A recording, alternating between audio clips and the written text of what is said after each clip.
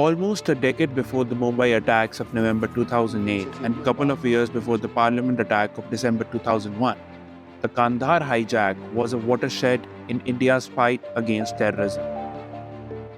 Indian Airlines Flight 814 took off from Kathmandu on December 24, 1999, and was taken over by the terrorists soon after entering the Indian airspace.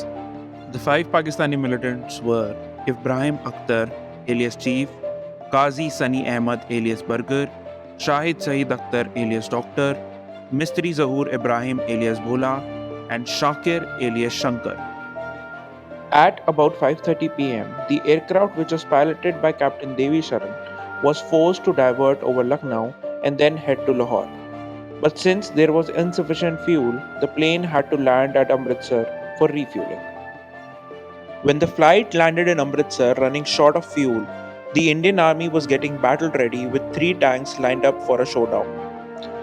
Brigadier Kuldeep Singh, who was commanding this troop, in his editorial, writes, I was commanding an armoured regiment in Amritsar at that time.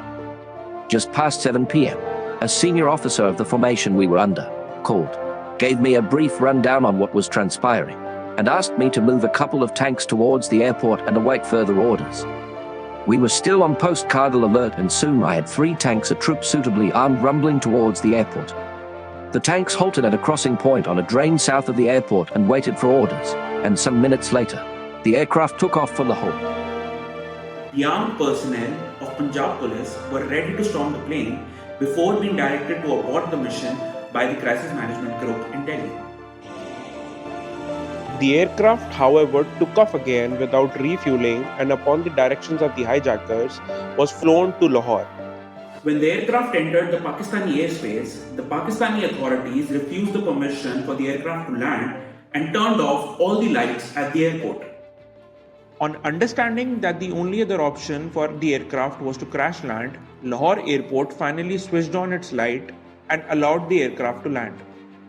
Lahore Airport officials refueled the aircraft and allowed it to leave Lahore. The aircraft took off for Dubai, where 27 passengers aboard the flight were released. The hijackers also released a critically injured 27-year-old male hostage, Rupan Katyal, who was stabbed by the hijackers multiple times.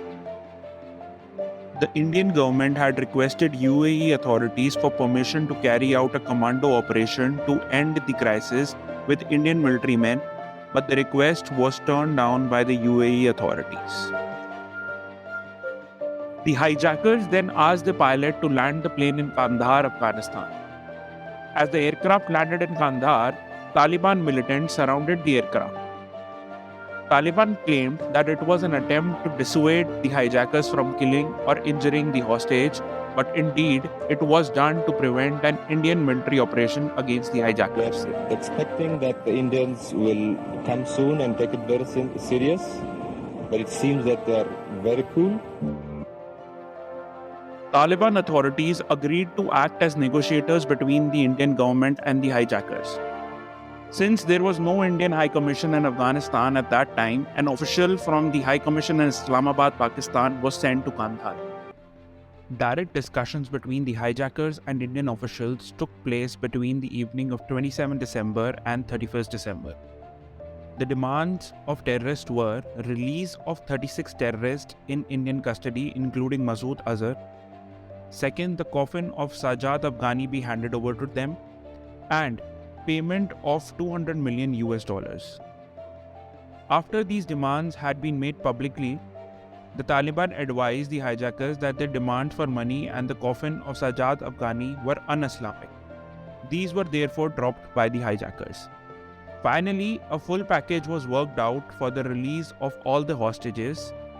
Government agreed to release 3 terrorists, being Masood Azhar, Mustaq Zargar, and Omar Sheikh.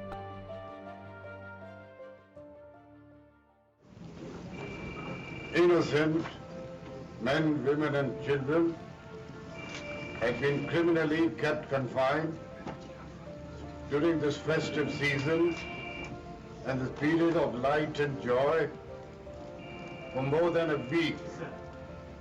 We had stated at the very beginning that our primary concern was the earliest termination of the hijacking and the safe return of all passengers and crew.